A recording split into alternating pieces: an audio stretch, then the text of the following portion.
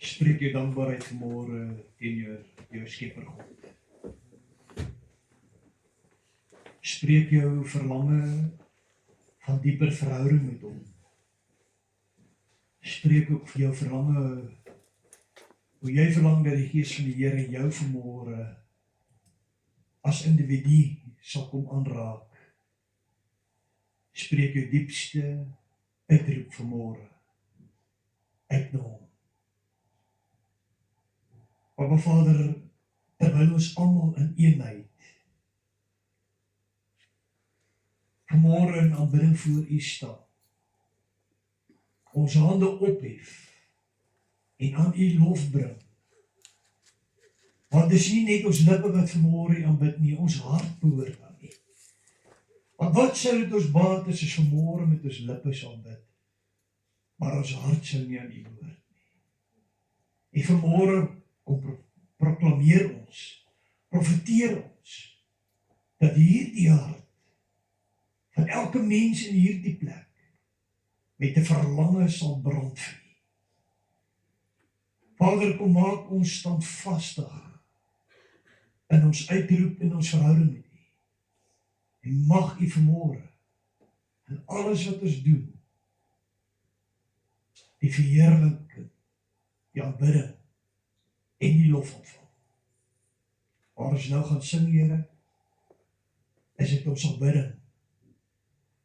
Wanneer U met ons deur die woord praat, is ons ore gewillig om te luister, ons hande bereid om te vat, en ons voete bereid om te loop, en dit te gaan leef, wat U met ons spreek. In Jesus kosbare naam. En die volk sê, Amen. Kom ons sing lekker saam. Dis genoeg vir my om te weet dat Jesus het my lief.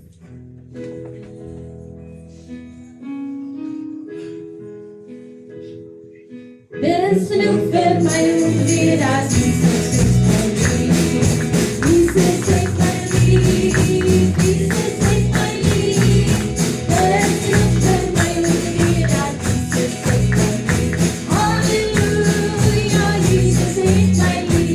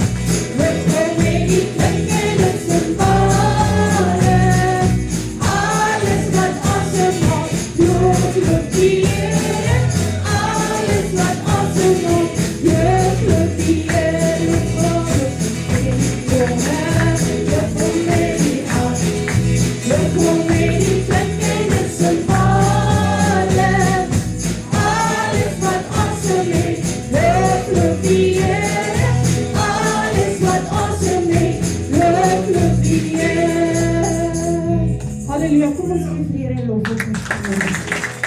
Halleluja, lof hom met die trompe, lof hom met die harp, lof hom met die klank en die cymbale. Alles wat awesome is, loof die Here. Alles wat awesome is, loof die Here. Is genoeg vir my om te weet dat Jesus is my lief. Jesus is my lief. Jesus is my lief. Is genoeg vir my om te weet dat Jesus is my lief. Halleluja, Jesus is my lief. Hy is in my lief. Dieselfde Jesus. Dieselfde Jesus. Dieselfde Jesus. Hy is in my lief. Dieselfde Jesus.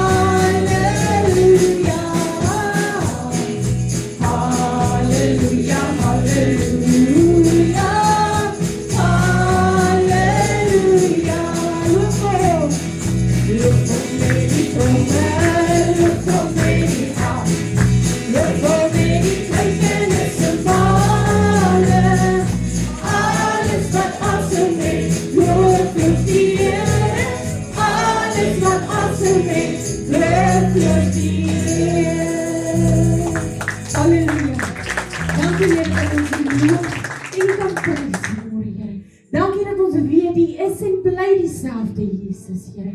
Dankie dat ons kan weet die is genoeg vanmôre, Here. Ons het nie nodig om te wonder nie, my God. Ons weet dit vanmôre en daarom kan ons sê, o Heer my God, as ek in eerbied wonder.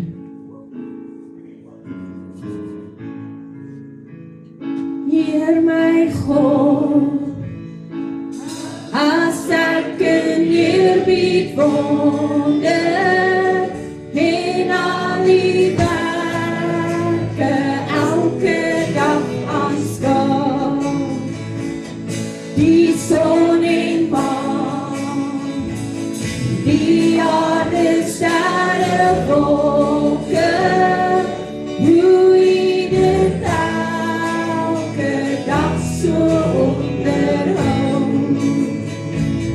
dan moet ek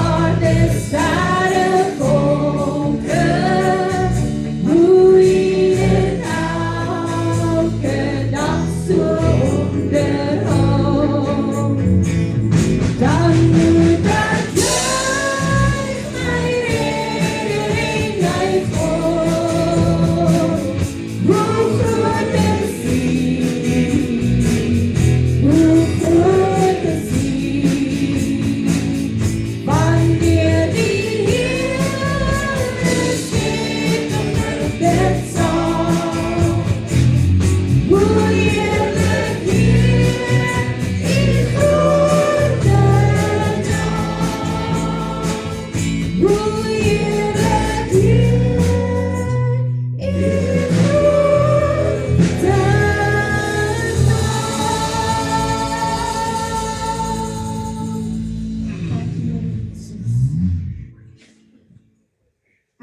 lief, o Heer.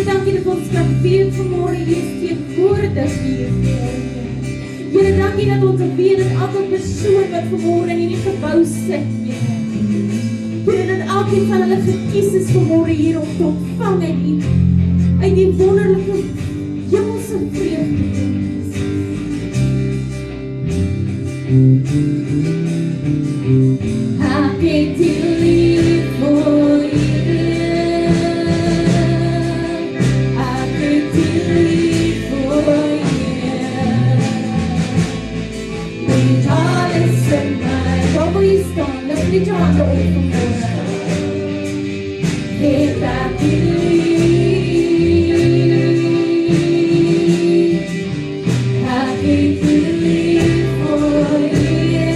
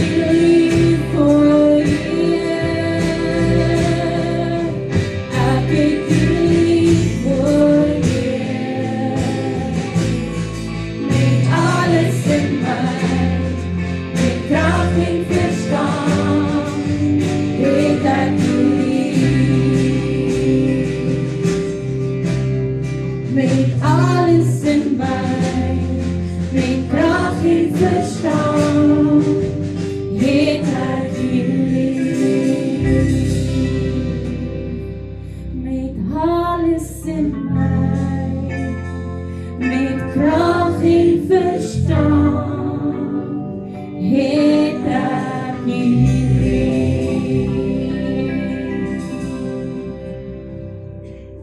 Dankie, Abba Vader.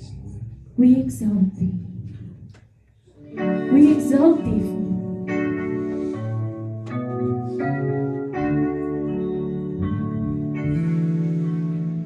For Thou, O Lord, art high above all the earth. Thou art exalted far above all gods. For Thou, O Lord, art high above all the earth. Thou art exalted far above all gods. We exalt Thee, we exalt Thee, we exalt Thee, we exalt Thee, we exalt Thee. Oh Lord, we exalt Thee, we exalt Thee, we exalt Thee, we exalt Thee, we exalt Thee. Oh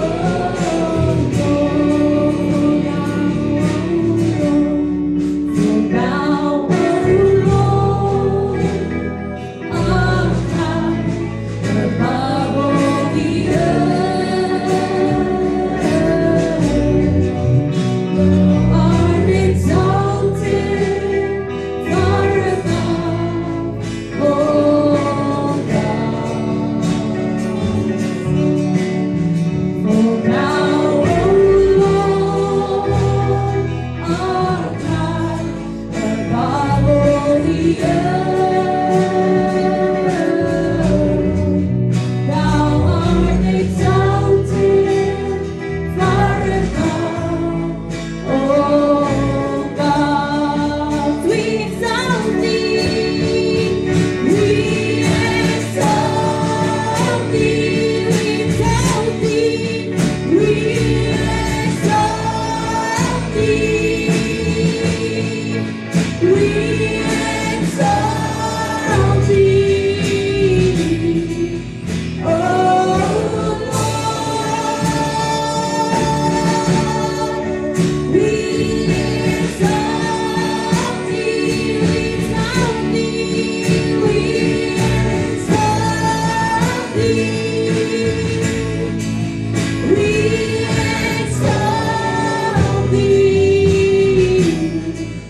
Oh Lord, we exalt Thee, we exalt Thee, we exalt Thee. Karabashigiyana.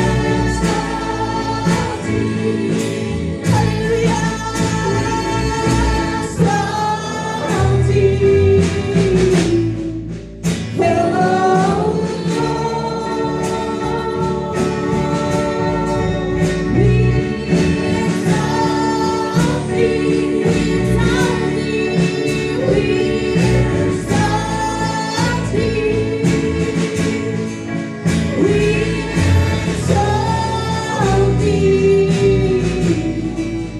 Oh Lord.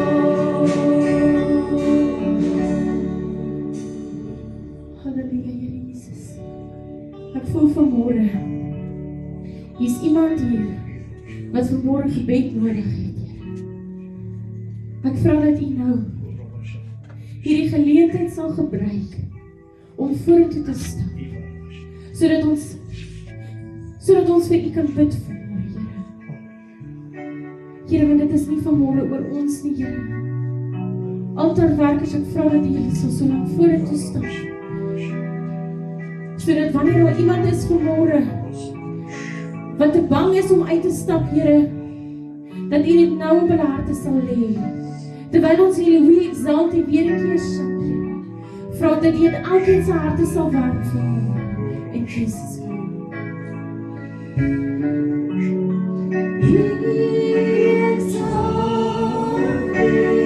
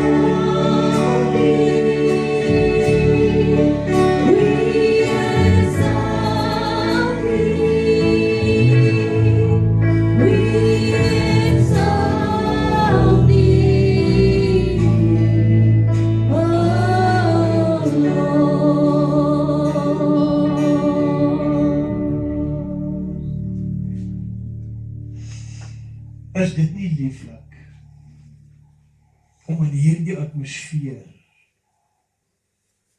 as seuns en dogters van God by mekaar te kan wees nie? Is dit nie lieflik om te kan ervaar in hierdie tyd wat ons siel smag na 'n dieper verhouding met Abba Vader God, dat hy altyd ons stem hoor, altyd ons roep hoor en ons kom besoek. Maar ek wil vanmôre vir jou sê, God verlang meer as om jou net in hierdie gebou te besoek. Hy verlang meer as om net jou op 'n Sondag die Sabbat laat ervaar. Hy verlang om in jou te kom inwoon. Hy verlang om met jou hart en jou siel een te wees, dat jy 24/7 verhouding met hom sal ervaar. Hy verlang jou alles. Hy verlang jou krag, hy verlang jou verstand, hy verlang alles van jou. Sal dit nie lieflik wees as ons in hierdie atmosfeer wat ons môre hier beleef, ons oggende kan wakker word en dit in jou kamer so beleef. En ek wil vanmôre vir u sê, dit is nie net iets wat ek vanmôre sê in woorde nie, dis hoe God met jou 'n verhouding wil hê. Hy wil in die môre as jy wakker word, dat jy so bewus is van sy werklikheid, dat jy begin koordans in jou eie kamer. Dat jy moet begin koordans en sê, omdat hy leef, sien ek kans vir môre. Omdat hy leef, is vandag in sy hande. Omdat hy leef, het ek 'n doel en purpose in hierdie lewe. En as ek op pad met iets wonderliks in my lewe. Vanmôre weet jy my meisie, jy's in die regte plek. Ek ervaar my gees is geweldig soekend in jou lewe. Ek sien 'n seer in jou wat vanmôre vra, God sien my raak. En ek wil vanmôre vir jou sê my meisie, kind, jy's op die regte plek. God sien jou hart vanmôre raak. Jy is nie net deel van 'n crowd nie, jy is nie net deel van hierdie samekoms van 'n klompie mense nie. God sien jou hart vanmôre raak. En as God haar hart vanmôre so kan raak sien, hoeveel sien hy nie ook vanmôre jou hart raak?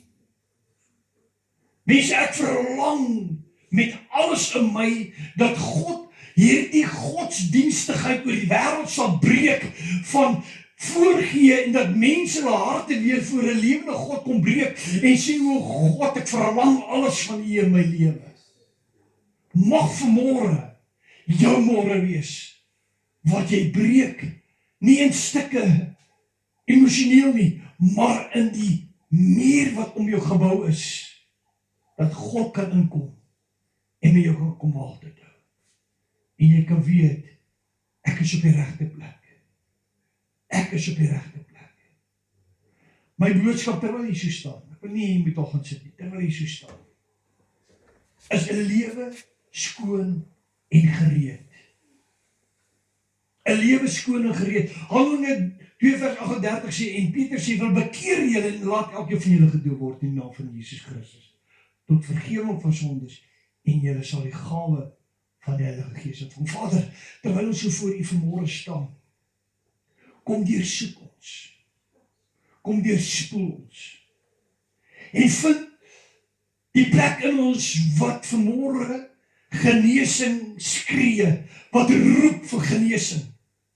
Maar bo alles, Papa, Vader God, vind vanmôre ons hart. Vind ons hart en maak dit toe in U hande. Here, maak ons los van die wêreld en die mens. En kom word vir ons die God van werklikheid.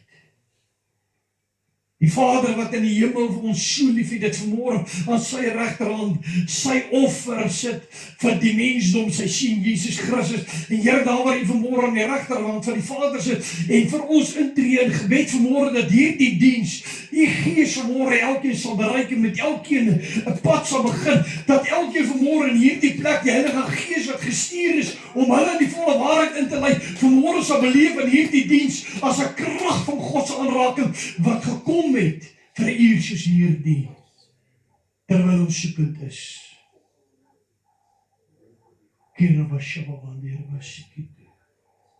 Dankie Meester. dat geen traan vanmôre by u verbygaan nie. Dit word in erdekruike opgevang en elke traan gaan nie by u omgesien verby nie. Want op die regte tyd sal u vreugde in die plek van trane gee. En ons eer u daarvoor in Jesus u kosbare lieflike naam. Amen. U kan nie sy plek hê. Dankie Meester. Dankie Meester. Dankie Meester.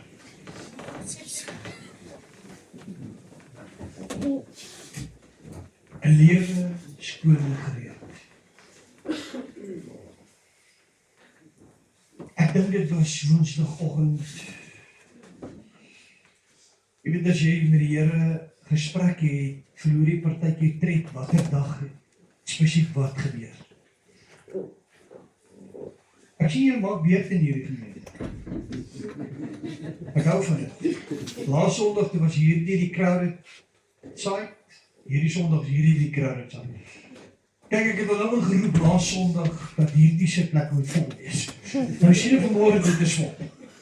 Nou Here, nou roep ek dit hierdie sitplek nou nie volgende Sondag sal vol wees en hier weer leeg nie. Ek bid dat u al die sitplekke sal vol. Tot eer en verheerliking van u naam, Here, dis al waarvoor ons roep.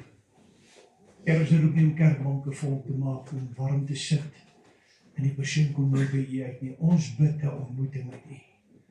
Ons bid vanmôre dat hierdie woord ook vanmôre bemoediging sal wees en voedsel op ons lewenspad. Dis ons gebed vanmôre in Jesus kosbare naam. En terwyl ek Woensdagoggend stil word rondom hierdie gedagte oor Here my deel 'n lewe skoon en gereed, weet ek dat God op die regte tyd vir my die skrifte sal gee. En gisterand, toe ek daar in die sitkamer gaan sit, sê ek vir my vrou, die Here wil nou met my praat. En toe bring ek al hierdie skrifte en ek sit dit op die PowerPoint en nog steeds terwyl ek vanmôre hier staan, het ek die skrif, maar God sal die woord gee van die boodskap wat saam met dit moet gaan. Romeine 12 vers 1 tot 2, ek vermaan julle dan broeders by die ontferming van God, dat julle julle liggame stel as 'n lewende en heilige aan God welgevallige offer. Dis julle redelike godsdiens. Met ander woorde om vanmôre te kan opstaan en vir hierdie liggaam te sê, jy gaan regmaak om kerk toe te gaan. Jy gaan regmaak om God te gaan besing met jou lippe. Jy gaan regmaak om die woord te gaan hoor, is net jou redelike godsdiens. Om beweeg te wees tot op hierdie plek, om dit te hoor, is nog net redelike godsdiens. Agrippa sê vir Paulus, terwyl hy sy getuienis aflewer, en Agrippa hierdie werklikheid van hierdie verhouding van Paulus met God hoor, sê hy nog steeds hierdie woorde, jy beweeg my byna om 'n kind van God te word. Met ander woorde, om net om die evangelie vanmôre te hoor, net om iemand se getuienis te hoor, maar jy het nog nie by die plek beweeg, dat nie jou liggaam nie, maar jou hele hart aan God behoort. Is dit nog net 'n redelike godsdiens? Of vanmôre in hierdie plek te wees, om te sê, ek sal opstaan, ek sal kerk toe gaan, maar my hart behoort nog nie aan hom nie. Het ek nog maar net 'n redelike godsdiens vanmôre uitgeleef. Redelike, beperkte, ten dele gehoorsaamheid. Maar ek wil vanmôre vir jou sê, God verlang meer as dat jou liggaam hier sal sit. Hy verlang dat waar jy vanmôre hier sit, jou hart in hom sal hoor.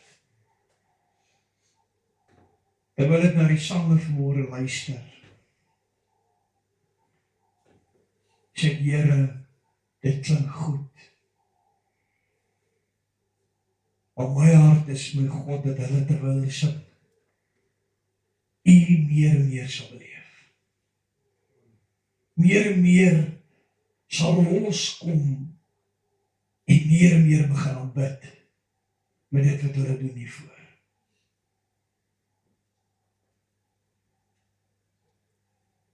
En word jy in hierdie wêreld gelykvormig nie, maar word verander deur die vernuwing van julle gemoed, sodat jy kan beproef wat die goeie, welgevallige, volmaakte wil van God is. Jy sien, daar is 'n tendens, en ek bring hierdie nogal baie in my boodskap in, dat daar 'n illusie in die kerk plaasvind, wat nie die werklikheid is nie, wat nie die waarheid is nie, of wat 'n ten deel waarheid is. Dat jy op 'n Sondag aangeraak deur die Gees van die Here moet uitstap en 'n Sondagsgebed gaan doen. En nou beweeg die pastoor die persoon in die gebou om emosioneel uit vrees dat as ek dalk nou nie die volgende stopstraat gemaak nie en ek sterf sonder God, ek mag nie hier uitgaan sonder dat ek my saak met die Here regmaak. Nou stroom almal uit en dan word 'n Sondagsgebed gebid. Maar hoor wat sê hierdie skrif. Word verander deur die vernuwing van julle gemoed. Om net die Sondagsgebed te bid. I can't be once saved, always saved. As my verstand van daardie oomblik wat ek die besluit geneem het om die gebed te doen, die Here, ek erken U as my saligmaker, ek wil nie sonder U verder lewe nie, kom onsondig my deur U bloed, kom was my rein van my sondes, en daar is nie 'n verandering in die verstand wat by die gebed aanvul en begin leef die gebed wat jy gebid het, om daagliks dit in jou lewe 'n werklikheid te maak. Ek sal elke môre opstaan en ek sal elke môre opnuut sê, my God, hierdie dag behoort aan U, kom vernuwe my denke, kom vernuwe hierdie stryd in my verstand. Want vir môre sê die grootste battlefield wat jy ooit in jou lewe sal veg, en julle het dit al gehoor, dit was al baie van kansie afgebreek, maar ek wil vanmôre jou net kom refresh. Die grootste battle wat jy ooit sal battle, is 'n 6-duim slagveld. Die lengte tussen jou twee ore. Die stryd met jou eie gedagtes. Die battle met jou eie verstand. Want jou eie gedagtes is die plek wat jou na verloorder toe vat. Niemand anders is jou opinie nie. Niemand anders is sy uitwerking op jou lewe nie, wat jy daarmee maak. En jou eie gedagtes wêreld sal bepaal of jy wenner of 'n verloorder is. Maar Jesus het vanmôre gekom sodat jy lewe in oorvloed kan hê. Jy kan opstaan en sê hierdie hart behoort aan God. Jy kan oor jou eie gesondheid bid.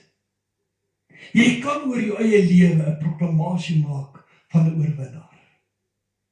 Hoekom? Omdat jou gemoed, jou gedagtes vernuwe is om in lyn te kom met God se woord. En dit bring my by die volgende skrifgedeelte vanmôre. En die boodskap 'n lewe skoon en gereed. Handelinge 26 vers 9 tot 18. En hierdie is 'n lang gedeelte wat ek met u gaan deel. Maar ek word deur die Heilige Gees gelei en u sal sien hoekom ek vanmôre hierdie gedeelte in sy volheid met u deel. O ja, vergeet ek alweer my bril op te sit. Maar is reg. Wat my betref, ek het gemeen dat ek baie verhandige dinge teen die naam van Jesus, die Nasareëner, moes doen. Dis Paulus wat hier aan getuienis is, terwyl hy voor die koning van Agrippa staan. Koning Agrippa staan, en waar hierdie koning dan ook aan die einde van hierdie getuienis van Paulus, weliswaar ook sê, jy het my so byna beweeg om ook 'n Christen te word.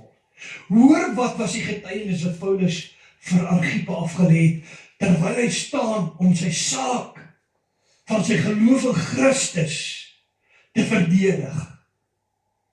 Hy sê wat my betref, ek het gemeen dat ek baie vyandige dinge teen die naam van Jesus, die Nasareëner, moes doen.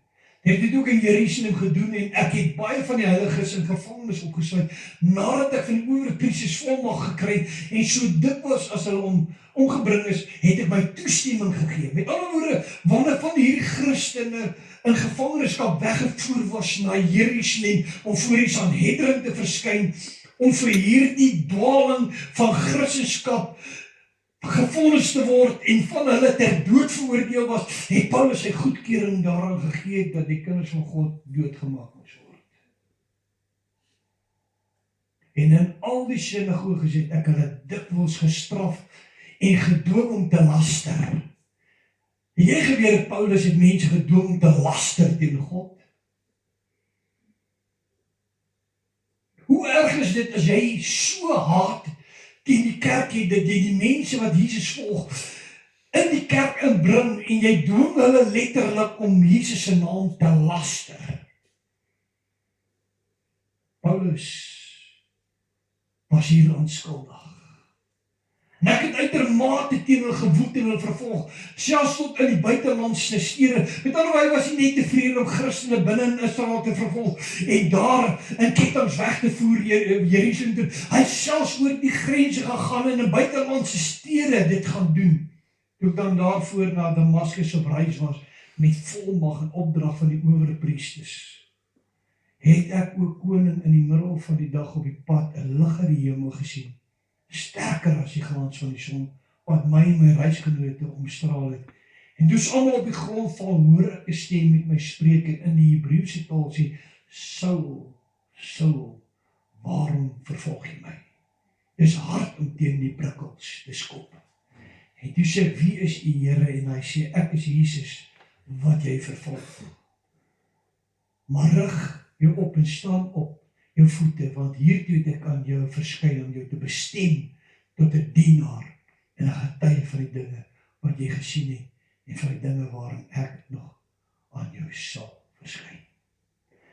En terwyl ek jou verlos het deur die volk en die heidene, wie ek jou nou stuur om hulle oë te open, dat hulle van die duisternis tot die lig bekeer, van die mag van Satan tot God, sodat deur die geloof in my vergifnis van sondes en erfdeel onder die heiliges kan ontvang. 'n lewe skoon en gereed. En terwyl ek hierdie gedeelte lees, maak die Gees van die Here vir my iets oop. En ek wil vanmôre vir julle sê, daar's van u vanmôre wat hier sit, waarmee ek vanmôre gaan praat, want die Gees van God gee my nie net 'n woord om te preek, net omdat dit 'n preek is nie. God het 'n afspraak met jou vanmôre in hierdie woord. Hy wil met jou persoonlik vanmôre praat in hierdie woord. En die Gees van die Here sê vir my, daar's baie wat in hierdie dae sê, ek wil eers my lewe gereed kry, en dan sal ek God begin te dien. Ek is nog nie daar, dat ek reg genoeg is, om my lewe vir Jesus te gee nie. Ek wil eers met die sonde breek. Ek wil eers op 'n plek kom, dat ek voel, dat dit wat ek doen, is die regte ding om te doen. Maar ek is nog nie reg nie. Ander sal sê, ek het te veel verkeerde dinge in my lewe gedoen, ek dink nie God kan my meer vergewe nie. Hoe erg was die dinge wat Paulus nie gedoen het nie? Dat hy selfs mense in die kerk laat staan het, en hulle gedwing het om Jesus te laster. En ek wil vanmôre vir jou sê, dis nie jou vermoë nie, dis nie jou plek van heiligheid voor God, wat die rede is hoekom God jou vanmôre wil aanraak nie. Dis omdat hy God is, en hy die heilige is, en wanneer hy met jou afspraak het, gee hy nie om hoe jou verlede lyk nie, hy gee nie om hoe jou stryd en jou gedagtes lyk, ek moet eers regmaak, dan sal ek by die Here kan uitkom nie. God sê, kom soos jy kom. Net soos jy is. Hy sê in Jesaja, kom dat ons hierdie saak vandag uitmaak, al lyk jou sonde soos skarlaken, ek sal dit maak so wit soos wol, al lyk dit so erg soos purper, ek wil dit maak so wit soos sneeu. Here sê vanmôre vir jou as mens, vergeet van jou verlede, vergeet aan hoeveel foute jy gemaak het, vergeet aan hoe jy voel, God oor jou vanmôre voel, en of God jou vanmôre kan red. God sê, kom, laat ons die saak uitmaak, dat ek jou kan stuur, om aan ander te gaan vertel, wat ek vir jou gedoen het. Hierdie ding wat die mens moet eers voel, ek moet eers op 'n punt kom dat ek reg is, voordat ek my saak met God gered maak. Ek wil vanmôre vir jou sê, jy's besig om in 'n loopgraaf te loop, 'n uitgeholde gang, wat die vyand in die lewensdoel van jou, om jou in 'n gevangenis te hou, uitgekerf het, en jy loop op en af in dieselfde sloot, van as ek eendag reg is, sal ek by Jesus uitkom, eendag sal ek reg maak, eendag sal my lewe op 'n plek wees, dat ek moet ook, God sê, jy gaan tot jou dood toe voel, ek is nie reg nie. Want die vyand laat jou voel, dis iets wat jy moet doen, sodat God jou kan red. Ek wil vanmôre vir jou sê, daar is net een ding wat ek en jy kan doen om gered te word. Surrender. Surrender. Kom soos jy is, breek voor hom en sê, o God, ek kan my nie self red nie. Ek kan nie van my lewe sukses maak nie. Ek kan nie 'n kind van U wees uit my eie krag nie. Kom help my, kom red my van myself. En dan om voor hom te breek en te sê, my God, hier is ek. Ek is moeg om sonder U te wees. Ek is moeg om hierdie lewenspad sonder U te wandel. Ek wil skoon en gereed kom. En daar is net een manier hoe ek en jy vanmôre skoon en gereed kan wees, Ida. Sy bloed. Net sy bloed. Ek bid vanmôre dat kerke weer sonde bekering sal begin te preek en nie bang sal wees om dit te preek nie. Wat sou dit help? Gert, ek laat jou goed voel in jouself. Ek bring die helft wel van prosperity teaching vir jou. En ek laat jou sien die groot dinge wat God vir jou instoor het om jou grondgebied te vergroot, maar jou hart kom nooit by Jesus uit nie. En jy word ryk in eiendom, jy word ryk in jouself, jy word ryk in gesondheid, jy word ryk in alles wat hierdie wêreld jou kan bied, maar jou siel kom nooit by Jesus uit en jy moet sonder hom sterf nie. Wat sou dit jou baat? As jy die hele wêreld sou wen, maar in jou eie siel moet skade ly.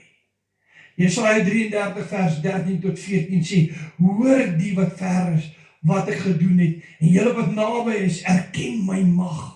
Die sondaars in Sion bewe, sittering in die roekelose aangegryp. Hulle sê, wie van ons kan woon by 'n verterende vuur? Wie van ons kan woon by 'n ewige gloed? In hierdie lewe skoon en gereed, is dit die mees awesomeste oomblik in jou lewe, om die vuur van God se gees se suiwering te kan beleef. Dis nie die lekkerste plek nie. Dis die awesomeste plek. Wanneer God jou met sy vuur begin suiwer. Wanneer jy begin te voel dat die eie ek sterf. Die nie myself en I moet voor 'n lewende God buig. En sy vuur en sy gloed bring my by 'n plek van om 'n standvastige karakter te hê. Standvastig in al my weë. Wat ek kan vir jou sê, in jou beste planne, bou jy jou lewe op dryfsand. In jou beste pogings om jou lewe 'n beter mens, 'n beter plek te bring, is maar net dryfsand. Maar wanneer jy by Jesus Christus uitkom met jou hele hart en jou hele lewe en voor hom buig, en sê, my God, ek gee eerstens erkenning dat ek sou nie eens tot hier kon kom as U my nie deur my lewe bewaar het om tot hier te kom nie. Besef jy vanmôre dat God die sondaar bewaar? Hy kon vir Paulus doodgeslaan het terwyl hy mense gedwing het om hom te laster, kon hy Paulus doodgeslaan het. Hy kon die suurstofkrantjie toegedraai terwyl hy besig was om Christenkinders van God weg te lei voor die Sanhedrin geoordeel te word en sommige van hulle ter dood veroordeel te word. Hy staan by Stefanus se klere terwyl Stefanus met klippe doodgooi en hy gee goedkeuring daaraan. Hoeveel foute het jy nie in jou lewe gemaak nie? Hoeveel keer het jy nie jou rug op God gedraai nie? Wie wat is jy mooi vanmôre? Hy het nog nooit sy rug op jou gedraai nie. Hy het nog nooit opgehou roep na jou nie. Hy het nog nooit opgehou klop aan jou hart se deur en sê, mag koop dat ek saam met jou kan maaltyd hou nie. Om skoon en gereed voor God te lewe is meer as net 'n sondaarsgebed. Dis meer as om net deur die doopwater te gaan.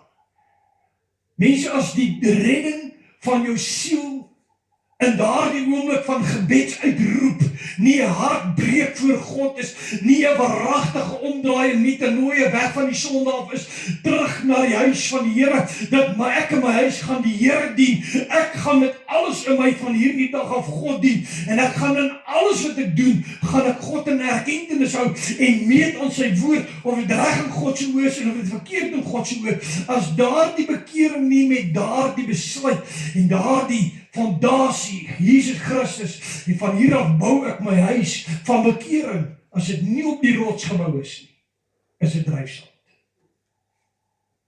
Jy kan voor in die kerk staan, jy kan huil terwyl jy die sondagsgebed doen, en jy stap by daai deur uit, jy gaan doen weer die sonde, het hierdie gebed niks beteken, om voor God net te bid en om te erken. Die vyand, die duiwels erken ook dat hy God is, maar hulle sidder.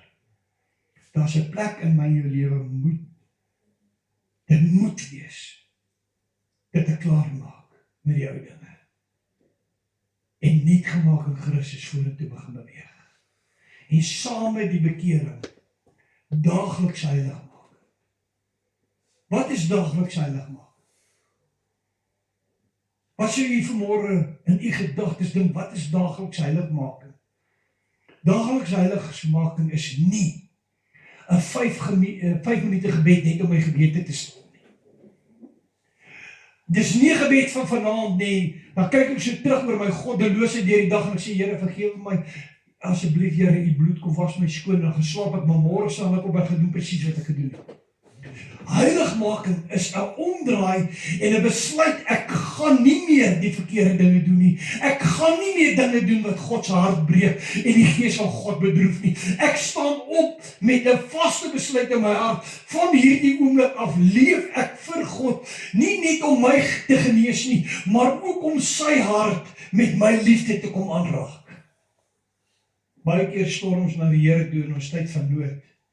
Ons vra net dat God ons moet besoek by jou hospitaalbed. Baie keer roep ons na God net wanneer ons hom nodig het. Maar het ons werklik 'n liefde vir hom, dat ons hom gaan begin volg en met ons hele lewe dien. En dan kom die heiligmaking. Dit wat ek nie wil doen, dit doen ek. En dit wat ek wil doen, dit doen ek nie. Jy sien, nou begin jou vlees en jou gees die mekaar stry. Nie om een te regverdig en die ander nie te regverdig. Daar's 'n opstaan van die ou mens, die ou DNA en sy gewoontes moet daagliks sterf en vernuwe word na Christus toe. Want jy sien, die oomblik wanneer ek by Christus uitkom en ek neem daai besluit om die Here te dien, is ek nog 'n ou mens in my karakter. My hart besluit, ek wil God dien. My verstand het die besluit geneem, maar my DNA wat die binnekant is, het 'n ander plan. Ek ry in my kar, ek sing lofliedere, ek is opgewonde, ek is 'n kind van die Here, en terwyl ek so lekker sing en so die Here se naam so groot maak, swaai hier 'n ou voor my in, en die volgende oomblik kom daar iets anders uit as halleluja. Jy sien, die vlees en die gees stryd nie mekaar. Maar die gees wat in my 'n besluit vir God geneem het, gee nie die vlees toestemming om verder te leef nie. Met ander woorde, my gees wat in my heers, sê, laat nie hierdie woorde oor my kom af, weet wat, ek het nou maar getrou om die Here te dien, en nou is ek alweer besig om iemand te vloek, en is ek alweer besig daaraan. Nee, my gees in my bestraf die dinge van die vlees en sê, ek sal nie in hierdie sonde bly nie, ek sal nie hierdie mens wees nie, ek sal in Christus opstaan, en ek sal 'n nuwe mens word in hom, en daarom, Here, verlos my van hierdie vlees, waarvan ek myself nie kan verlos nie. Dis vernuwing van verstand. Om te weier om dieselfde dinge oor en oor te doen, asof ek 'n verskoning het, dis maar my vleeslike swakheid. Sonde, wat met die woorde te gepaard gaan, ag die Here ken my hart, hy weet maar dit is my swakheid, is 'n hart wat wil sondig. Die oomblik as ek opstaan en sê, Here, kom, ondersoek my hele lewe en vind of daar in my 'n plek van afwyking is. Kom kyk of daar in my sonde is wat voor U moet breek en bekeer. Dis 'n hart van bekering wat soekend introspeksie doen, retrospeksie doen, van hoe my lewe voor God lyk, en elke dag as die Here vir my die dinge uitwys, dan vra ek om die krag om my te kan dra, om die oorwinning te kan beleef in elke area van my lewe. Nou ry jy. Jy is besig om te aanbid. Jy is bewus van die grootheid van God. En nou swaai jy hier voor jou in. En daar kom my woord. Onmiddellik, Here, ek weier hierdie taal oor hierdie lippe wat uitverkoop is om U te aanbid. Here, red my van hierdie goddeloosheid wat nog probeer anker vind in my diepste mens wees. Red my van hierdie swakheid. En nou ry jy in die volgende. Want ons sit vandag met baie bekwame bestuurders op die pad. Kyk, Suid-Afrika het seker van die bekwaamste bestuurders op ons paaie. En ons paaie is so mooi glad. Dis net beautiful. Jy slaan niks nie, man. Jy ry. Nee mense, ons het met 'n werklikheid te doen wat ek en jy weet, ons geloof word elke dag, elke sekonde getoets. Maar omdat jy ingestel is om te verander. Nou luister in jou gospel musiek, is besig om te sing, is besig om te aanbid, en hier swaai hy voor jou in. Ek het God 'n kilometer teruggevra om my te oorwin. Here, wat moet ek nou doen? Seën jou vyand. Here, ek seën hierdie persoon wat nou voor my ingery het, met wysheid. Here, ek weet nie waar het sy lewe vanmôre begin nie. Ek weet nie met wat 'n battle is hy en sy besig in hulle lewe nie. Here, vernuwe hulle gemoed ook, dat hulle U sal beleef. Want is dalk 'n ou wat nou net van die hospitaal afkom, wat nou net vir sy vrou totsiens gesê het by 'n sterfbed. Sy hele hart is gebroken, sy aandagsiens by die pad en hy swaai voor jou in, en nou begin jy om te vloek, die ou mens. Maar omdat jy vernuwe word elke dag na die volheid van Christus, vra jy, Here, ek weet nie waar sy dag begin het nie. Ek weet nie hoekom sy gedagtes nie by die pad is nie. Here, as daar seer, as daar stikkend is, genees dit. Here, ek weet nie of hy nou net slegte tyding gekry het nie. Ek weet nie of hy self dalk of sy dalk in 'n gebroke toestand vanmôre in hierdie kar en die wêreld kwaad het nie. En vir die wêreld kwaad is nie. En selfs vir U kwaad is nie. Here, besoek hierdie persoon in hulle omstandighede, raak hulle aan. Nou kom jy by die werksplek. En net vir die wat dit nog nie gehoor het. Vir u wat dit gehoor het, hoor dit maar weer 'n keer. Maar vir u wat dit nog nie gehoor het nie. Ek self moes 'n les leer. Van om nie op my eie interpretasie staat te maak nie, maar eerder te leer wat die Gees van God my in 'n saak wil leer. Ek kom een aand, kom ek by my werksplek aan en toe ek so by die sekuriteitshek in beweeg, staan hierdie een vrou my so en kyk. En ek ry deur en ek dink so by myself, hou jou hart vir jouself. En ek is sommer kwaad. En ek laat toe dat kwaad in my woon. En weet wat gebeur toe kwaad in my kom woon, wat ek toelaat? Toe is my lewe omgekrap vir die volgende paar uur. Kwaad is nie net iets wat gebeur en dan stap jy weg van dit op. As jy hom toelaat, bly hy binnekant jou en hy hou jou omgekrap en jou hele res van jou dag is daarmee heen. En so hier teen 2:00 die oggend beweeg ek uit om te gaan inspeksie doen op die verskillende punte op die aanleg. En toe ek so uitstap om in my voertuig te gaan klim, kom hierdie persoon in die donker 2:00 nagtelike ure so omgestap.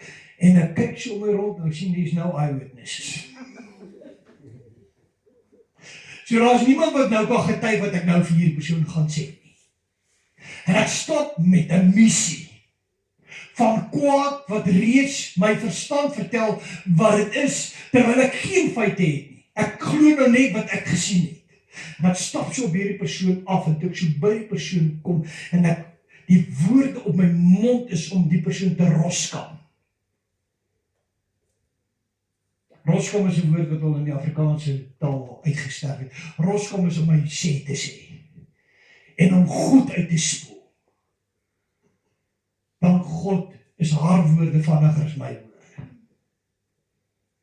Want toe ek so by haar kom toe, kyk sy op en sy sê, thank you God for pastor.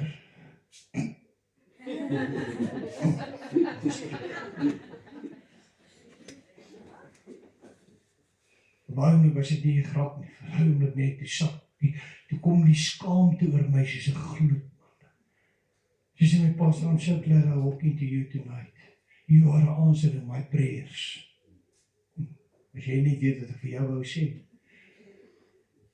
She said, my child lies in ICU busy dying. She has a virus. And doctors can't do anything for her. Please, pastor, won't you pray for my child? Vir ure sit ek met kwaad oor wat ek gedink het, haar liggaamstaal teenoor my spreek, terwyl sy eintlik met 'n stikkend in haar binneste sit. En ek vat haar hande daai aan, en God is my genadig. En hy beantwoord die gebed, wat ek saam met haar gebed uitroep na God. En daai gebede gaan daai aand op, deur elke skans, deur elke panser, deur elke verandering breek dit deur en dit gaan lê in die hemel in daardie lieflike wierookbak waar die gebede saam met wierookwerke gemeng word en opgaan na God se aangesig en dan in vuur op die aarde uitgegiet word en in daardie selfde oomblik 2:00 die oggend terwyl ons bid die volgende aand kry ek haar en sy bestorm my kar en sê vir my pastor, thank you for your prayer. The fever left my child exactly 2:00 when we were praying for. She was released this morning. There's no more sickness in her. Kom ek sê vir jou, as God ons nie verander nie, te vergeefs probeer ons, want as God dit nie daai oggend so laat uitwerk het nie, sou daar nooit in my die boldness gebore gevind het, om te kan besef, nie elke persoon wat lyk of hy vir jou kwaad is kwaad vir jou nie, hulle sit dalk self met 'n seer, self met 'n battle, self met 'n wroging, en jy dink, dis persone, want ons, vat ons alles wat gebeur om ons, dit is die wêreldhouding met ons. Elke ou wat jou kwaad kyk, is mos kwaad vir jou. Elke persoon wat jou nou nie groet nie, het 'n issue met jou, wil jou nou nie groet nie. Terwyl elkeen van ons het vanmôre in hierdie gebou sit, 'n lewe het. Jy stap by daai deur uit, die woord afgelewer, maar wie weet, jy stap by daai deur uit, jy gaan nou terug na jou lewe toe. Jy gaan nie vir die volgende 24 uur elke woord wat Pastor Shimon gesê het bedink nie, want jy het 'n lewe. Jou lewe gaan terug na jou gedagtes. Jou lewe gaan terug na jou battles. En dis wat God sê, as ons nie ons denke vernuwe nie, en 'n gehoorsaamheid bring aan Christus, en elke strommel afbreek, wat opgebou is teen die geloof in Christus. Ons moet 'n fisiese oorlogverklaring maak, dat ek sal alles wat my probeer negatief maak, en instem teen my verhouding met God, sal ek tot niet maak, ek sal dit afbreek. Ek sien om jou aan, en ek het 'n opinie. Maar daar is 'n God in die hemel wat nie opinie het oor jou nie om jou aan, hy ken jou. Kom ons vertrou God wat mense ken, dat hy sy werk in elkeen sal voltooi. En nou verstaan ek skielik iets in God se woord beter, waar hy sê, bid vir jou vyande. Weet jy hoekom? Hy is jou vyand. Maar in werklikheid is hy 'n vyand, omdat hy self stikkend op die lewenspaai loop, en God sy siel wil red. Het gaan nie oor wat hy in jou doen nie. Het gaan oor God wat vir hom aan 'n kruis gesterf het, en wie sy kosbare bloed na jou vyand ook roep, vir redding, sodat hulle ook nie sonder God sal sterf. 'n lewe skoon en gereed, gaan meer as net ek het 'n sondaarsgebed gebid het, en nou het ek deur die doopbad gegaan, en nou moet ek lewe om eendag by die hemel uit te kom. Is 'n lewe skoon en gereed, is 'n lewe wat by die volgende skrifgedeelte bring. 'n lewe van integriteit. Integriteit is die eienskap om eerlik te wees in alle omstandighede en sterk en morele waardes hê wat jy weier om te verander. Met ander woorde, as ek integriteit het, dan staan ek ten alle tye vir wat reg is. Ek laat nie bribes toe nie. Ek laat my nie omkoop nie. As ek by 'n saak staan en my vriend is skuldig aan iets en 'n vreemdeling is die victim, gaan ek nie my vriend se kant kies, want ek moet by my vriend staan nie. Ek staan vir wat reg is. Ek staan vir wat reg is. Dis integriteit. 'n lewe van geregtigheid nagejag. Wat is geregtigheid? Geregtigheid is die morele en etiese beginsel om individue onpartydig, gelyk en regverdig te maak. Dit behels die handeling om reg te laat geskied sonder om goddeloosheid toe te laat. Oortuig en bereid om met alle sonde te breek. Heiligmaking van jou optrede en jou gedagtes. 'n lewe skoon en gereed begin by die gebed van 'n sondaar wat voor God breek. En dan deur die doopbad gaan en sê, nou sterf ek die ou mens saam met Christus af. Ek word begrawe en ek staan 'n nuwe mens in Christus op. Vervul met sy Heilige Gees, gereed vir 'n nuwe lewe. Die ou mense dinge is nou verby. En van daardie oomblik af lewe ek die lewe van 'n nuwe mens. Ek kan nie voortgaan om die lewe van die ou mens te leef nie. Ek kan nie voortgaan om die ou dinge en die ou optredes te regverdig. Want het ek nog nooit gesterf nie. En iets gaan vir my oop. Wat Jesus sê, as jy agter my wil aankom en nie jou kruis opneem nie, is jy my nie waardig nie. Iets gaan vir my oop. Kruis opneem is nie net die pyn van ou gewoontes afsterf nie. Kruis opneem is om 'n doel in die lewe te vind in Christus. Toe Christus daai kruis vat, toe stap hy doelgerig Golgotha toe. Hy stap doelgerig en niks kan hom verhinder of hy by jou in 'n kruis te gaan sterf nie. Hy gaan nie net en hy arriveer op Golgotha en hy word gekruisig vir my en jou sondes nie. Hy stap die pad van doelgerigtheid Golgotha toe. Daar's 'n begin en daar is 'n doelgerigtheid om by 'n einddoel uit te kom. En daarom wanneer ek en jy ons bekeer en sê, Here, nou wil ek skoon en gereed lewe, moet daar 'n doelgerigte plan in my lewe wees om God te lewe in alle omstandighede en nader aan hom te beweeg en met my hele lewe, met alles wat in my is, hom te verheerlik.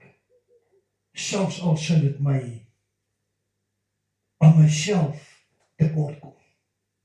Al sal dit my kos dat ek iets moet prys gee, sodat iemand anders promoot kan word, dan is dit deel van die kruisdra. Kruisdra gaan nie meer oor jou nie. Om die kruis te dra gaan nie meer oor jou nie. Jesus het nie die kruis gedra omdat dit oor hom gegaan het, het dit oor jou gegaan. Om kruis te dra en jou op te neem is om te sê, Here, stuur my na iemand anders toe, wat soekend is op hierdie lewenspaai, sodat ek ook in my nederigheid iemand anders met my getuienis vir Jesus kan uitbring. Dis doelgerigtheid. Dis om werklik die kruis op te neem. En ja, nou gebeur het. Wie wou dat die stuur die Here jou eers in na jou vyand toe? Here, nee. Gee my eers my familie. Gee my eers die maklikes. Nee, gaan spreek daai een vry waarmee jy so lank sit met verbittering. Gaan spreek vry. Spreek vry die wat jy seer gemaak het. Dis deel van die kruisvat, van doelgerigtheid, vorentoe te beweeg, weg van die verlede af. Die meisiekie sit by my in my beradingskantoor en sê vir my, pastoor, beteken dit ek moet nou teruggaan na die persoon toe wat my gemolesteer het. Ek sê nee, jy doen dit onder geen omstandighede nie. Daai persoon gaan jou as 'n victim sien, man. Jy stap nie terug na die huis toe waar jy seer gekry het nie. Daai vryspraak is op jou knieë. Here, ek vergewe dit dat die reg en die geregtigheid en oordeel behoort aan U. U sal self oordeel die wat nie voor U reg maak nie. Maar ek weier om langer in 'n tronk te sit wat my lewe verwoes en ek beweeg nie vorentoe nie. Wie wat is die grootste tronk in hierdie lewe, Chris? Is 'n tronk sonder deure. Wie was 'n tronk sonder deure? I choose to stay in that prison. I can walk out of it any moment. Kan hy tronk ek stap enige oomblik, maar ek kies om in daai tronk te bly. Ek kies om verbitter te wees. Ek kies om haat in my hart te hê. Ek kies om in hierdie gebroke toestand te bly. Step out of it. Stap uit. Maak voor God reg. Vergewe. Spreek vry. En vryspraak sê nie daai persoon sal nie voor God moet staan om geregtigheid te laat geskied nie. Daai persoon is nog steeds verantwoordelik vir haar eie siel om voor God reg te maak, maar dis nou nie meer jy wat die judge is nie. Jy het dit nou aan 'n regverdige judge gegee wat regverdig gaan oordeel. Wat is 'n regverdige judge? 'n regter wat ingesweer is om die wet te onderhou en by die wet sal bly. Wanneer elke een van ons voor God eendag staan, sal dit wees of veroordeel of vir beloning. Ek is eendag by 'n begrafnis waar 'n sussie van ons begrawe word en 'n pastoor van 'n groot gemeente spreek hierdie woorde en ek sê hy preek nie die waarheid nie. En ek gaan vir jou sê hoekom ek sê hy preek nie die waarheid nie. Hy sê dat hierdie en is die vroukie se naam.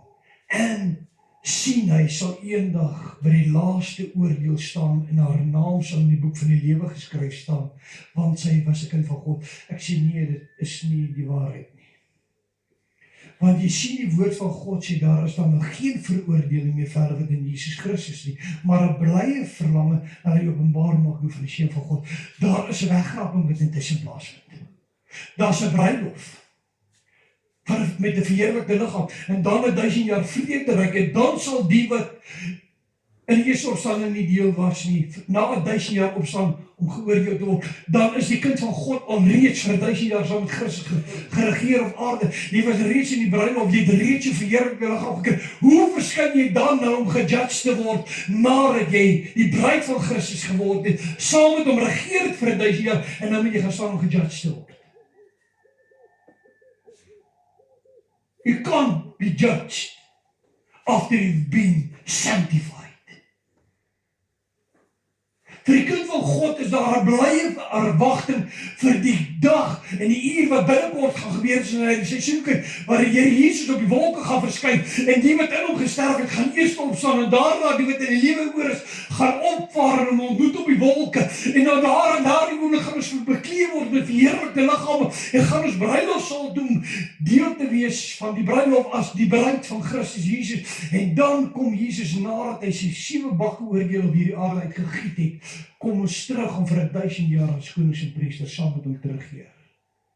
En as daardie 1000 jaar verby is, en ons in die stad saam met God was, en God se vuur uit daardie stad uitgegaan het, en alles wat goddeloos het, verdelg het, terwyl ek en jy soos Noag veilig in die ark is, ek en jy veilig in die stad is, terwyl Noag was in die ark, toe God die wêreld met water verwoes het. Ek en jy gaan in die nuwe Jerusalem wees, terwyl God dit met vuur verwoes. Want God sê, wanneer die vyand uit die bodemlose put, wat sal vrygelaat word, vir 'n kort tydjie, dan sal hy weer gaan en die Gog en die Magog bymekaar maak, en dis aan die einde van hierdie 1000 jaar vrede, en hulle getal sal wees soos die sand van die see, en hulle sal optrek om teen God en sy heiliges oorlog te voer in die nuwe stad, die nuwe Jerusalem, en God sal met vuur hulle uitdelg. En daarna, sê die woord van God, sal die doodryk gee wat daarin is, en die hel sal gee wat daarin is, en die see sal gee wat daarin is, om voor God te verskyn, om geoordeel te word, en as sy naam in die boek van die lewe nie geskryf is, sal in die boek van vuur gewerk word. Daar is geen oordeel meer vir die wat in Christus is nie, maar 'n blye uitsien van die Gees van God, wat kom, wanneer Jesus sy bruid kom. En dan sal daar lone wees. Ons werk sal op die proef gestel word. Sommige soos silwer, soos goud, en hulle loon sal groot wees. Ander Sy werke sal wees soos hout, dit sal verbrand word, maar deur genade sal hy nog steeds deel van die bruid wees en sal gered wees. Numeri 13 vers 2, stuur vir jou man uit dat hulle die land kan en wat ek aan die kinders van Israel sal gee, kan verken. Van elke vaarlike stam moet julle een man stuur, elkeen die owerste van hulle. Ek haas my om klaar te maak. Hier staan hulle op die vooraand van die belofte. Hulle is vrygemaak van sonde, vrygemaak van Egipte, vrygemaak van die slaafheid, deur die Rooi See, deur die doopwater, in die woestyn in die heiligmakingsarea, voordat die belofte aanbreek. En daardie dag stuur hulle 12 manne, elkeen uit elke stam om die land te gaan verspied, die belofte te verspied. En net 'n Caleb en 'n Josua staan vas in die gees, gereed om die belofte te ontvang. Die ander 10 stap in en dink, ons is 'n klein springkantjie soos die reus, gaan ons smash. Ek wil vir jou sê, my boetie, my sussie, jy en ek het 'n verantwoordelikheid binne in hierdie huis van God, om mekaar met liefde te dra. Maar elkeen staan met sy eie gedagte, hoe hy die belofte vat van God, en hoe hy die belofte gaan verwerp. Sommige sal het vat met hande, met grepe, vasgryp en sê, met my God storm ek 'n bende. Met my God spring ek oor 'n hoë muur, en reg langs jou in dieselfde kerk sit iemand wat sê, ag, jy weet, ek dink nie hierdie siekte gaan genees nie. Ag, ek weet nie of die Here ooit my lewe gaan verander nie. 12 verspieders word uitgestuur om die belofte te gaan kry. 2 staan vas. 10 glo dit nie. Wie is jy vanmôre? Is jy Josua en Caleb wat glo dat God se beloftes vas staan vir jou lewe? Of blameer jy iemand anders as dit in jou lewe verkeerd gaan, omdat jy dit self nie kan vat nie?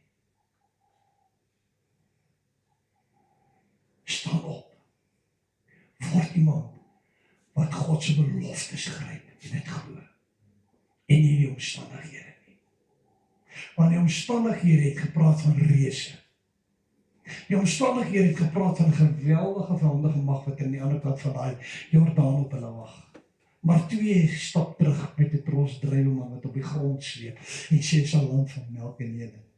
Met ons God vat ons dit gou vat hom na middag, agtermiddag vat ons hierdie beloftes.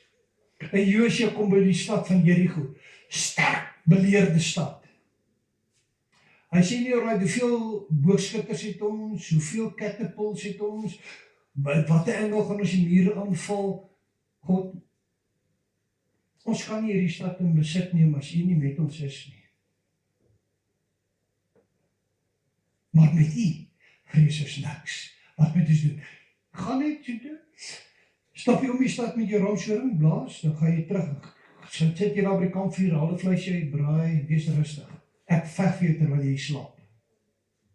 En môreoggend vat jy weer die ramshoring, dan loop jy om die stad, blaas jy, dan gaan jy terug. Braai vleis, piknik. Dis nie 'n ligsinnige lewe nie. Dis 'n geloofslewe wat vasvertrou, wat God het elke dag van my lewe in sy hande. En die 7de dag, Josua, dan gaan jy na die stad toe, en dan loop jy 7 keer om daai mure. En toe daai 7de keer klaar geloop het en die ramshorings blaas, toe val daai sterk beleerde stad. En jy geweet dat God het die hele weermag met 'n klomp melaatses gered. Jy dit geweet.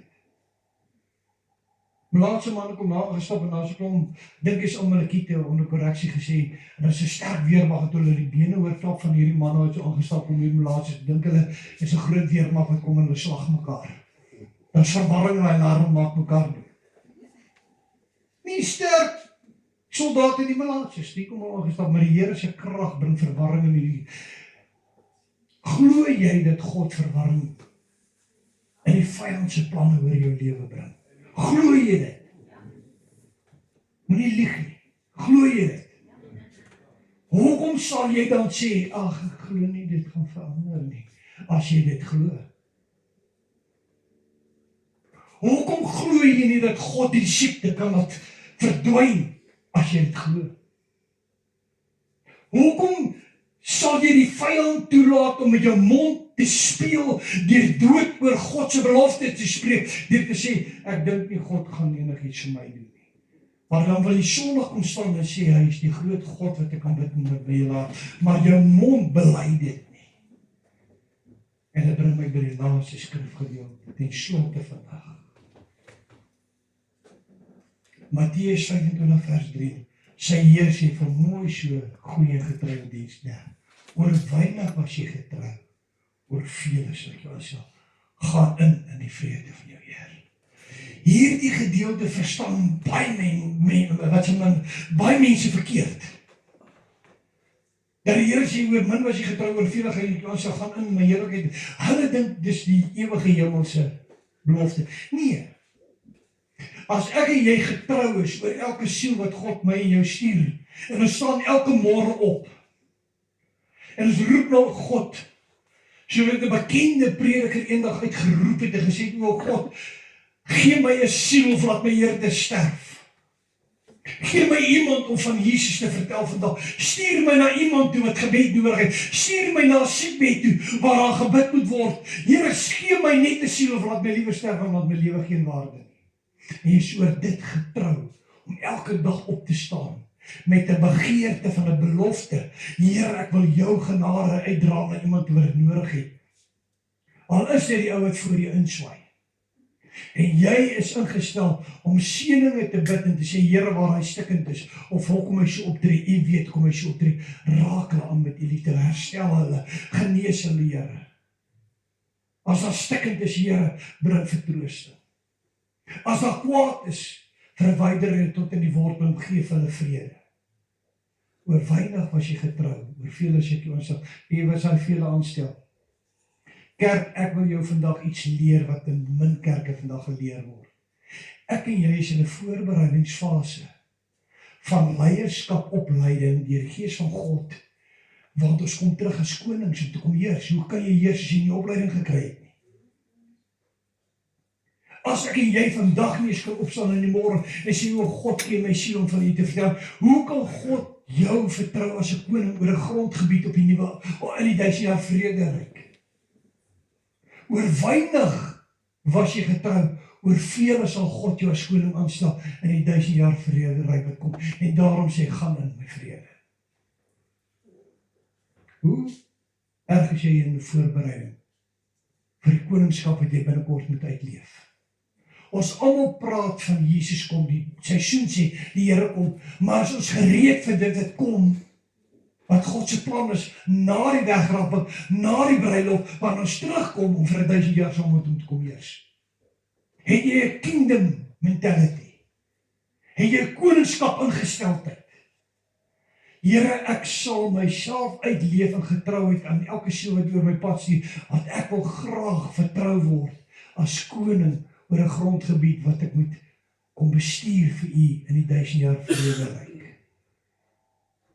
Nee, ons word almal vertel, kom net vorentoe, by die sonndaggebed, gaan deur die doopbad, dat ek net my goue sterretjie kan kry, dat ek net 'n siel by die Here uitgebring. Ek het al laas week 40 gedoop, en die week voor dit was daar 30 wat voorgestaan het vir die sondagsgebed. Maar intussen is daar niemand by die ou babietjie na die wedergeboorte kon versorg en deur hulle pyne dra tot hulle volwasse is nie.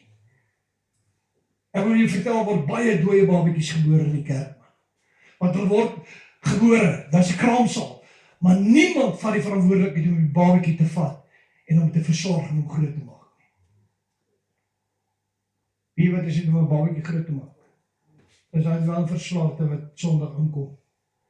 En oor 'n week vanaf dan gebruik hy weer sy dwelm en sê van, ek sal nie op jou opgee nie. Ek sal saam met jou bid tot die swakheid in jou gesterf het. Ek gaan die pad met jou stap. Maar jy moet ernstig wees met God. Want ek kan ook nie my energie mors op iemand wat nie wil nie. Dit sê te sê, ek bring iemand by die Here uit deur gebed en deur die leiding van die Heilige Gees en nou wil hy die Here dien, maar volgende week is hy maar weer terug as die sonde en nou word dit op my gelaai die moeite om hom met 'n krywa hemel toe te stoot nie. Nee, klim uit die krywa uit, vang die krywa en loop self man. En as jy nie wil loop nie, gaan in die wêreld, gaan dien die wêreld. Maar moenie met God speel nie. As jy God wil dien, kom om God te dien, moenie met hom speel nie. As jy wil speel, vat jou karretjies. Ek sal vir jou karretjies gee ook. Dan gaan jy daar na die R59 toe en gespeel daar voor die trok met jou karretjies op die highway. Maar moenie met God speel nie. Want ek wil vir jou vertel, jy is veiliger met 'n dinkie toy wat jy daar op die R59 voor die trok mee speel, as om met 'n lewende God te speel. Daar raai hy vir jou dood.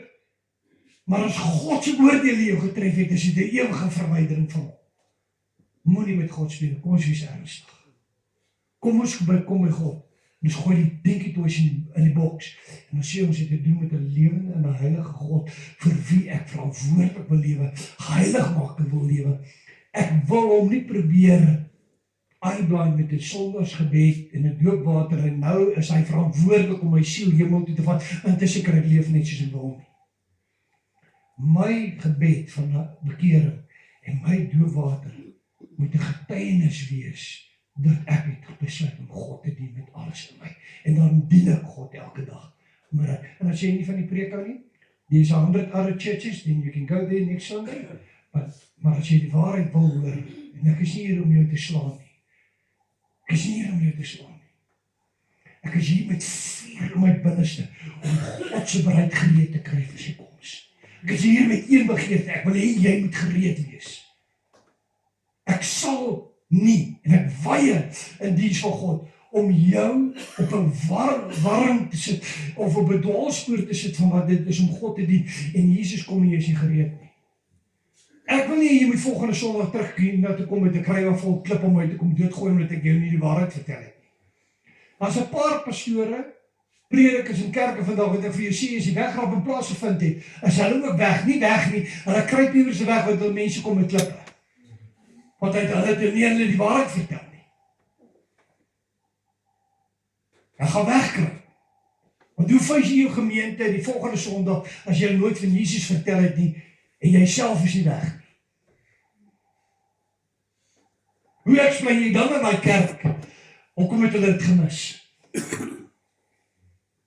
Moenie dat bloed op jou hande wees nie. Kom ons kom hier naartoe, met een doel. Ons kom hier nie. Ons kom hier net om mekaar te bemoedig. Ons kom hier net om Jesus vir mekaar te leef en ons optrede met mekaar.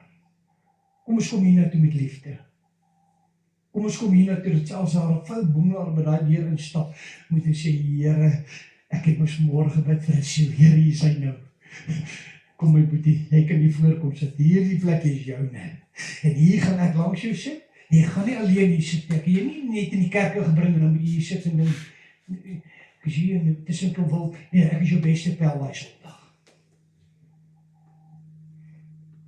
En as jy klaar is met die diens, dan vat ek die boemelaar en laat ek hom in my kar en gee ek vir my lekker breakfast. Dis wat hulle in Handelinge ook gedoen het, gereeld die gesamentlike maaltye gehad. Weet jy wat is die beste en die lekkerste wat jy kuier? Wanneer hierdie magie volgemaak word, dan kuier jy op jou lekkerste. Asof iemand te sê, hoe net vir jou sê, jy weet een bekeer, anders gaan jy hel toe. Het jy my gehoor? Right, nou is ek by die volgende, kry vrou so pas in die grond en gebreek, deur vir so iets te sê. As ek vir jou kan sê, my sussie, kom ek vertel jy vir wat Jesus vir hierdie man gedoen het. Hy kan dit vir jou ook doen. Jy het nie nodig om in die leuen sonder God te sterf eendag nie. Jy hoef nie sonder hom te sterf nie. Kom ons sê vir so, Vader, dankie vir die liefde, dankie vir die genade, dankie vir die grootheid, dankie vir die heiligheid, en dankie dat u God van beloftes is, wat nooit terug gaan op die woord nie, maar ons met 'n lyn kom, om kinders van u te kan wees, seuns en dogters te kan wees. Dankie vir ons gemeente, dankie dat ons hier saam die waarheid van die woord kan soek, saam kan beer om gereed te wees, wanneer u bruid kom haal. Amen.